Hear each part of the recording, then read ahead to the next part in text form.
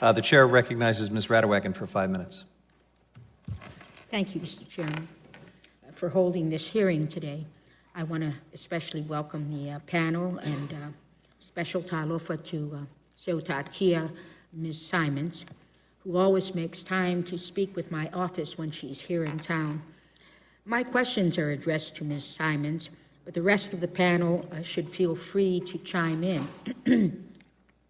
Ms. Simons, in your testimony, you write that the U.S. fisheries operating in the WCPO are among the most highly regulated, monitored, and enforced fisheries in the world.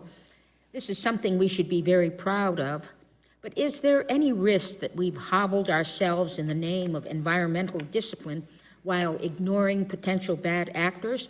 How should we be encouraging other countries to adopt this attitude of stewardship and care? And expanding on that, what impact do the fishing habits of other countries have on the U.S. fisheries and U.S. markets?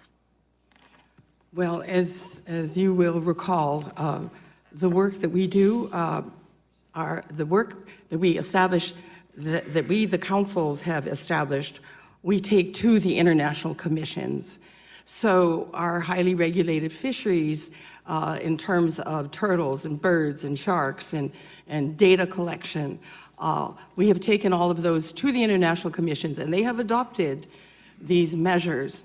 What we don't know is, following the commission meetings, when all the countries agree, the United States, I think, is the only country that comes home and actually implements them in national legislation. So one of the things that I think the United States could do is to do a survey of all the countries to see how many of them are actually adopting commission measures. Ms. Simons, how do we even the playing field? And do you believe the increase in mislabeled seafood has anything to do with the lack of available domestic product?